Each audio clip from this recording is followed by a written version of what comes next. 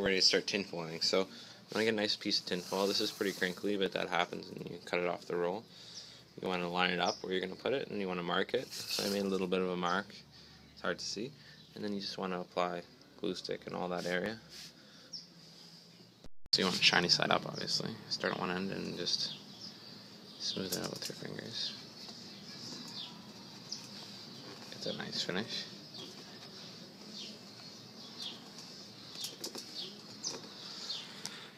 So I'm done the first side. I noticed that you can get these prints on here from the glue. I've done that before, so you're going to have to wash it with a damp rag, but you want as little spots on as possible, little glue on the surface. And you want to overlap a little bit right here. So you put a tiny bit of glue on this and overlap, and do it in smaller patches so the glue doesn't dry. It's easier to work with. This piece isn't that good, but most of it it's reasonable. I might have to redo it. I'm also thinking about white glue maybe, but I think white glue is going to warp this thin cardboard. Now for the edges, it's the best if you fold it over here and get a nice edge, and that prevents it from peeling from the edge up. But when you're at the curve like this, for most of the curve, the best thing is to do is to cut it into sections. Here, I just cut the overlap. So once you lay up all this, and you have like half an inch overlap, just cut 3 or 4 sections out, maybe an inch, inch and a half long, so you can fold it over. Otherwise, you fold the whole piece over and then it tries to pull everything up. Yeah, I'm going to finish the last piece, and already tested in the sun and got pretty good power. Burnt my hand pretty good, so that's a good sign.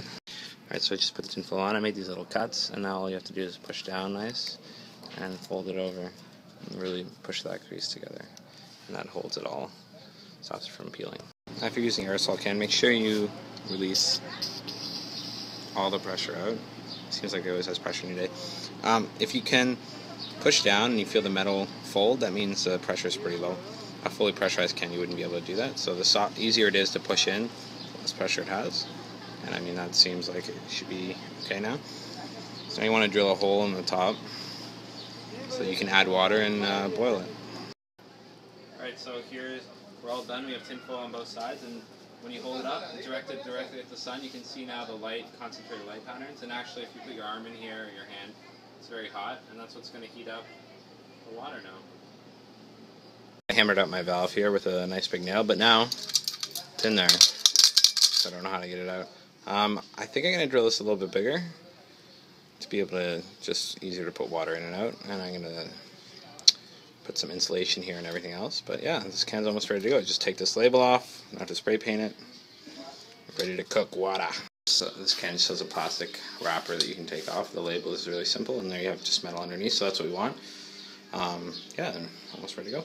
So I drilled out this the shoulder here just with by hand with a really good 3/8 drill bit. I used a cloth here, so I didn't cut my hands, and basically just held the cloth and then drilled in. And so this will be enough for what we're doing. We'll just fill through this 3/8 hole with water, and then we'll pour the water out when it's boiled. But for later, for running steam engines, stuff that need pressure, this is a really great canister to pressurize steam now. It's very thin and everything. I just have to make sure it holds up to the high temperatures. I don't see why not, even though it's not made for that. But my normal fitting, the outside of this 1/4 inch brass tube is 3/8 of an inch. So this fits perfectly in that rim right there, and I could JB weld that really tight in there and make an airtight seal. And then this would build up pressure, and I can use that to run, like I said, steam engines, a lot of other things. So for me, that's very exciting. I can make a couple of these smaller ones and feed all the pressure into a steam engine. The hole.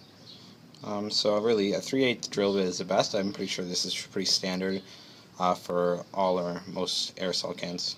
220 sandpaper and just scuff up the tube a little bit. This is just so the paint sticks better, and I want to get rid of all these little pieces of glue and everything else. So I need an X-Acto knife here just to scrape off all this glue. You can't really sand this stuff. It's just too sticky and gummy. So I scrape that off, and I'll give it a little extra sand. I'm going to paint it. So now I'm ready to paint. I have this heat paint and primer, which works very well for me. What you need is a high temperature flat black paint. If you're not going to pressurize the unit, you only need it up to 100 degrees Celsius, the boiling point of water. If you do pressurize, to maybe 110, but I mean the unit will never really make it up to 200 or anything. This is good for 648, so it's definitely overkill. But yeah, flat black is important, and heat paint. So I'm just going to give this one little coat, maybe two. Just letting the can dry now.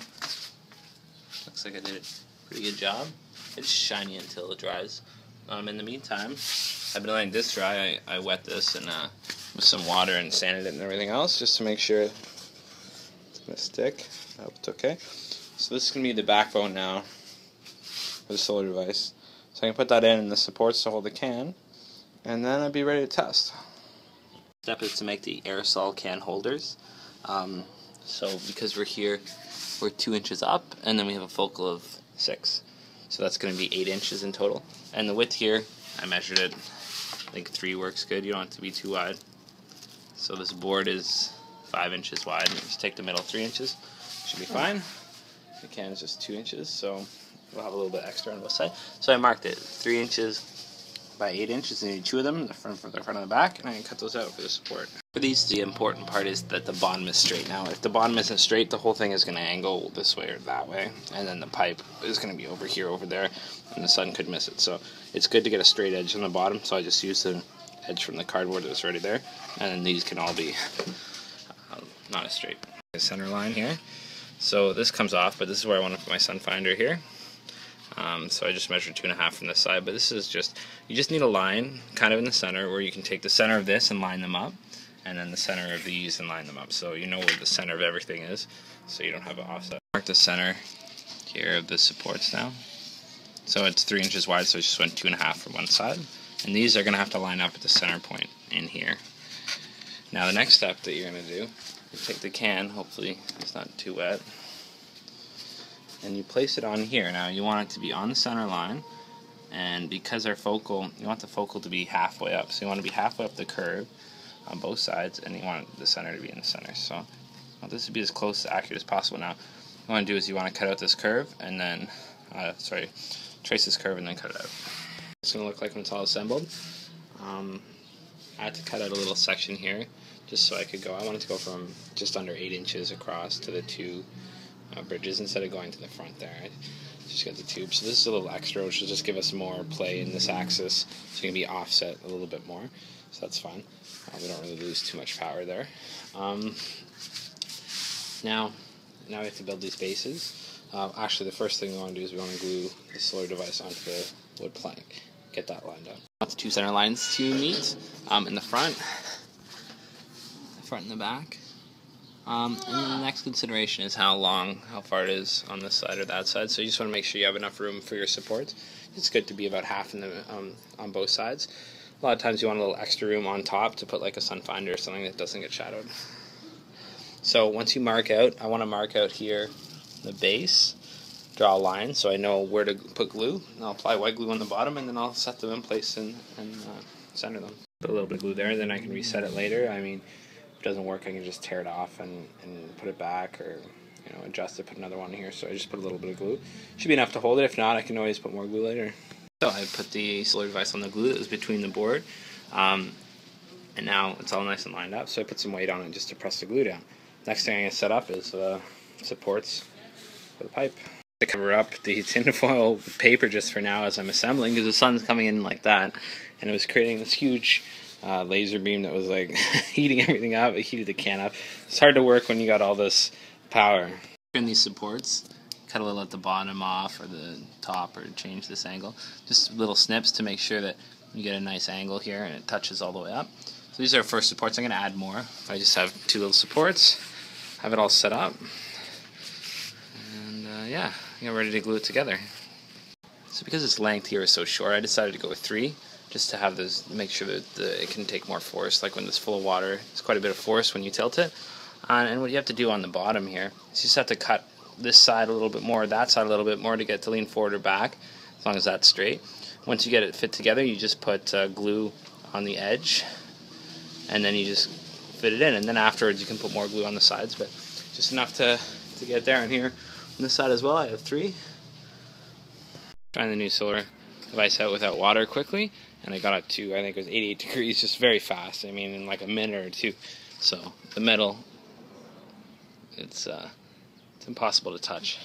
So there's nothing really heat up now without water, so it's a little bit of metal. but it looks like it's working pretty well. Now, what you want to do is you want to look at the tube, and then you want to go up to the bottom, and then you want to go down so you see all the way to the top. And then like this, it means it's a little bit off.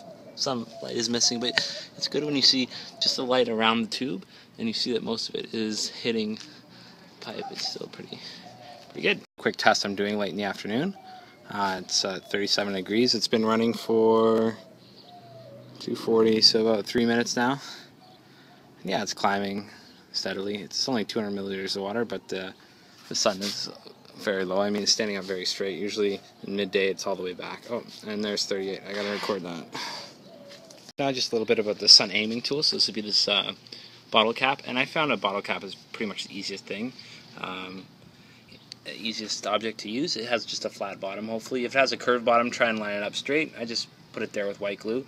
You want it to be far away from each part so you don't get shadows on it. Basically what you do here is you try and eliminate the shadow. So this means you're too far to the left, and then you go to the angle to the right. Here this means you're too high for the sun, so you have to go a little bit lower by picking it up. You're aiming lower. And this just makes sure that you get really strong power. Now, when you have no shadows anywhere, then you have this really strong light here that will burn your hand and will heat up whatever you're trying to heat up. So yeah, I mean, a bigger block of wood would be better, and you want to be able to mark it too, and release some calculations for the different tube size and the different curves to find out when it's going to start missing the pipe. So it could be like over here or somewhere, but then it's easier to use a square. The round surface is a little bit harder. But yeah, that's how you aim it at the sun. The sun's getting too low, so I just stopped the first test, but I mean, I've been measuring the temperature in this water now for maybe 15 minutes, still 54 degrees, 53 degrees, 52 degrees, like that's just depending on how you shake it up, right? But I mean, it's still very hot to the touch, and it heated up nice, heated up at a rate that I was impressed with, but you know, this tinfoil I think I'm going to have to redo, but I still want to test how much power I can get the way it is. And if I want to add extra power, I would be able to attach a piece here that would have an extra surface that went out further.